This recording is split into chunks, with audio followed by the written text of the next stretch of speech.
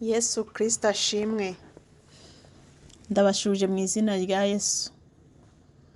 Uwiteka nahabwe icyubahiro. Imana ishimwe ko yabashije kuturinda tukaba tugeze uyu munsi duhumeka umwuka w'abazima kugira ngo njyewe nawe dutunganye ibidisigaye bidatunganye. Imana nishimwe. Ndagira ngo tuganire ijambo nahaye titiri ivuga ngo birakwiye ko twera imbuto zihoraho. Tugiye gusoma Mariko ibice 11 umurongo wa 12 kugera ku wa 14. Titire y'aya magambo iravuga ngo Yesu avuma igiti cyitwa umutini. Bukeye bwaho mu gitondo bamaze kuva i Betaniya arasonza. Areba kure abona umutini uriho ibibabi, arawegera ngo ahari yawubonaho imbuto. Nyamara awugezeho ntiyagira icyo abona keretse ibibabi, kuko kitari igihe cyo kwera kw'imitini. Arawubwira ati, umuntu ntakarye ku mbuto zawe iteka ryose. Abigishwa be barabyumva.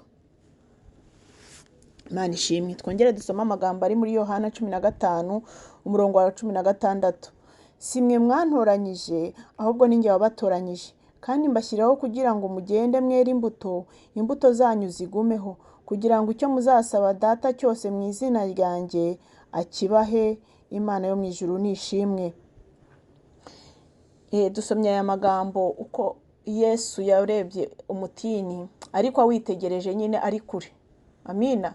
Ari kure abona amababi ni ibitontome.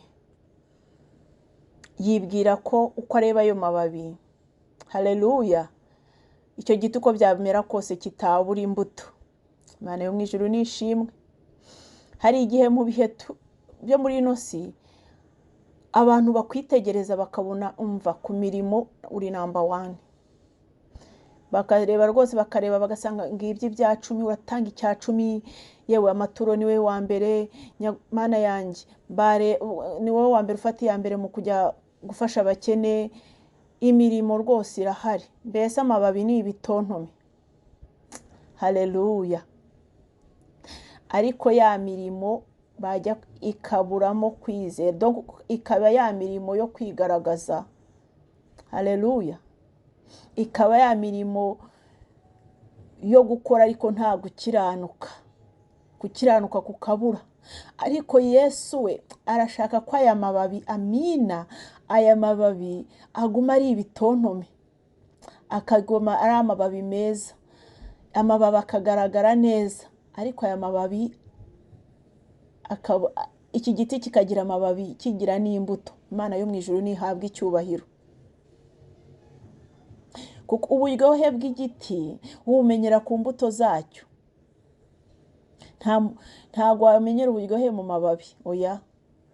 Igiti cyose kitera imbuto kiracibwa. Ibibabi nta kintu bimaze. Ariko imbuto usonje aryaho. Sinzi ukuntu nabivuga neza ngo byumvikane, ariko birakenewe ko buri giti cyose kigira imbuto. Imana yo mu ijuru nishimwe. Burya n'ururabyo rwiza rujya rugaragaza ubwiza bwarwo iyo rwarabije, bitari ibibabi gusa, ariko ukajya kubona ukabona mu gihe iki niki hajeho uturabyo twiza.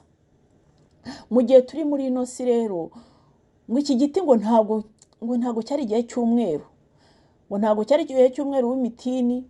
Wakwibaza ngo ese kuki Yesu yakivumye iki giti ntiyakirenganyije? Ariko ijambo muri Yohana riratubwiye ngo si mwe mwantoranyije, ahubwo ni njye wabatoranyije, kandi mbashyiriraho kugira ngo mugende mwere imbuto. Uca akarongo ngo imbuto zanyu zigumeho, kugira ngo icyo muzasaba Data cyose mu izina ryanjye akibahe. Mana yo mu ijuru nishimwe. Imbuto zigumeho. Byaba ari mu bihe by'izuba ryinshi imbuto zigumeho, byaba ari mu mvura nyinshi imbuto zigumeho, yaba ari umuyaga mwinshi imbuto zigumeho. Umuyaga ntuguhungurira imbuto. Imana yo mu ijuru nihabwe icyubahiro. Yewe we mbabarira unyumve neza. Mu makuba n'ibyago byashoboka abantu bavuga bati rwose ari mu bihe bibi, turabasha kumwumva, turatorera. Ariko Yesu we ntatorera. Uri mu byago n'amakuba ukwiye kwera imbuto. Haleluya. Wapfushije ukwiye kwera imbuto, umugabo yagukubise ukwiye kwera imbuto, umugore yagushinganyije ijosi ukwiye kwera imbuto. Imana yo mu ijuru nihabwa icyubahiro. Abana bakunaniye ukwiye kwera imbuto. Haleluya, haleluya. Imbuto zawe zivanwaho n'inzara, imbuto zawe zivanwaho n'ubukene. Haleluya. Reka imbuto zawe zo guhungurwa n'ibibazo, imbuto zawe nizigumeho. Imana yo mu ijuru nihabwa icyubahiro, Imana yo mu ijuru nihabwa icyubahiro. Haleluya. Ndakwifuriza ngo imbuto zawe ntizigahungurwe n'ibihe. Haleluya. Imbuto zawe zihungurwa n'ibihe. Mana yanjye, mbabarira imbuto zawe zo guhungurwa n'urugo. Birashoboka rwose ko bakureba bavuga bati ntako atagize yarihanganye, nawe nimumureke siwe. Oya, Yesu arashaka ko imbuto zihoraho. Nukuri Yesu arashaka ko imbuto zihoraho. Wavuga uti umugore ndagenda kanshingana ijosi, noneho ngiye kwinyurira mu kabari nanjye niyibagize ibibazo. Oya, imbuto zawe Yesu arashaka ko zigumaho. Wihungura imbuto. Ibibazo byigutuma imbuto zawe zihunguka. Reka ubukene bwo gutuma imbuto zawe zihunguka. Amagambo yituma imbuto zawe zihunguka. Amina. Yesu arashaka imbuto aragushakaho imbuto. Reka yo kuzasanga amababi gusa. Reka yo kuzasanga amababi gusa. Amababi ni ibishashagirana, ushobora kureba ikintu wakirebera muri housing ukavuga uti dore ngizeho vi, ariko Yesu wareba mu mutima. Imana yo mu ijuru nishimwe. Yesu areba inyuma kandi akagenda akagera no mu mutima. Njyewe Nshuti Darc nakubona nkavuga ntarabwiriza neza, we aritangira umurimo w'Imana, nukuri arakora, ijuru nirye. Ariko Yesu we naza ntago arareba nka Nshuti Darc. Yesu naza aragenda agere mu mutima, agere mu byo wibwira, agere mu byo utekereza, agere hahandi hose izina ry'Imana nirihabwa icyubahiro.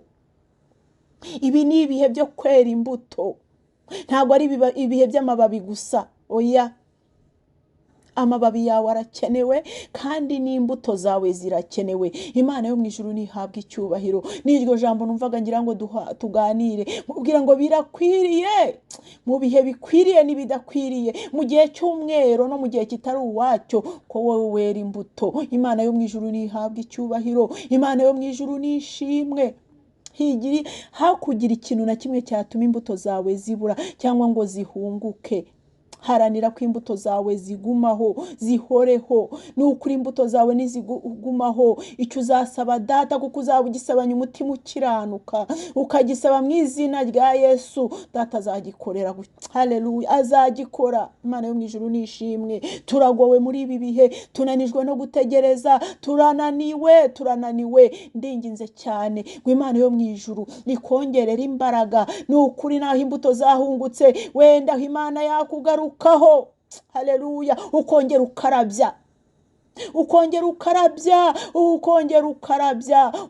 ukarabya, imbuto zikagaruka. Yo mwene Data, rinde imbuto zawe zo guhungurwa n'ibihe. Imana yo mu ijuru nishimwe. Zirinde, umuyaga ni mwinshi, izuba ni ryinshi, imvura ni nyinshi, ibitwitse ni byinshi, amakuba ni menshi pe, ariko birakwiriye ko njyewe nawe twera imbuto mu gihe gikwiriye n'ikidakwiriye. Birakwiriye ko twera imbuto mu gihe isi rwose yadutoreye ikavuga iti nta kundi byari kugenda, ntawe wakwicira inzira. Rega nawe ari wowe abana bakagusonzeraho inzira wayica. Oya, ntabwo ariko Yesu abishaka. Ashaka ngo wera imbuto.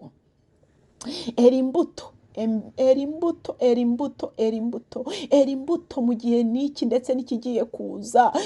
Yewe Mana yanjye, era imbuto, kuko igihe kiri imbere ahangaha cyo nutera imbuto uyu mwanya. Imbuto zawe nizitangira guhunguka ubu ngubu ikiri imbere rwose, ndakwibwiza ukuri, n'amababa azabura. Imana yo mu ijuru nishimwe. Imana yo mu ijuru nishyirwe hejuru. Nyemerera rero dusenge. Nyaguhora ku ngoma Imana. Imana iriho yahozeho kandi izahoraho iteka. Data wa twese uri mu ijuru, ndi imbere y'ubwiza bwawe, ndi imbere y'amaso yawe. Dusomye ijambo ryawe, nyaguhora ku ngoma Imana. Yo nyaguhora ku ngoma Imana. Haleluya. Ritwibutsa ndetse riduhugura ngo dukomeze twera imbuto kandi imbuto zacu zigumeho. izina ryawe nirishimwe. Nyemerera rero njyewe ubwanjye n'aba bene data uduhe kwera imbuto mu bihe nk'ibi, uduhe kwera imbuto zidahunguka, uduhe kwera imbuto zigumaho. Nyaguhora ku ngoma Imana, ariko imbuto zacu zo kumarwaho n'ibihe, ahubwo uduhe kwera imbuto ibihe byose. Ni ukuri naho ibiti byacu byaba ibitontome, amababi ni ukuri nayo akaba ibitontome, ariko tugira imbuto. Izina ryawe nirishimwe. Ngaho rero dufashe utugirire neza, niwe wadushoboza mu bihe nk'ibi ndetse n'ibiri imbere, niwe waduha imbaraga z'umutima. Turakwinginze ngo dukomereze muri uru rugendo, uduhe imbaraga z'umutima, uduhe kwera imbuto mu bihe bikwiriye n'ibidakwiriye. Nyaguhora ku ngoma Imana, abamama ubahe kwera imbuto, abapapa ubahe kwera imbuto, abasore n'inkumi ubahe kwera imbuto, abasaza n'abakecuru bahe kwera imbuto, mu izina rya Yesu Christo, mu izina rya Yesu Christo. Nyaguhora ku ngoma Imana, ntago twabyishoboza, turingize ngo imbabazi zawe n'ubuntu bwawe bane natwe. Ni ukuri Uwiteka, ijisho ryawe ntirikatuveho. Uwiteka uhora uduhugura, Uwiteka utwambika imbaraga mu bihe nk'ibi, mu izina rya Yesu Christo, kandi uturwanira intambara.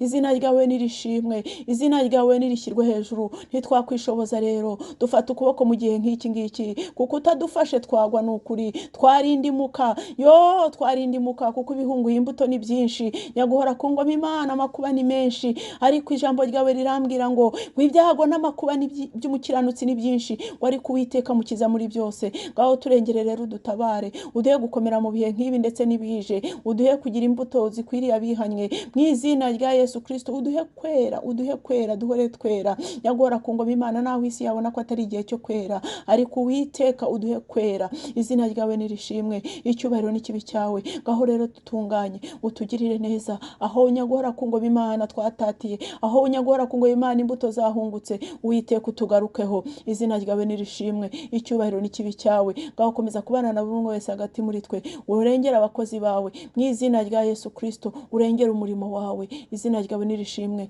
icyubahiro n'ikibi cyawe, none n'iteka ryose Kristo, amin. Murakoze. Uwiteka abaha umugisha, kandi ni ukuri akomeza aduha imbaraga z'umutima, imbaraga zinesha icyaha na Satani, mu izina rya Yesu Kristo, amen.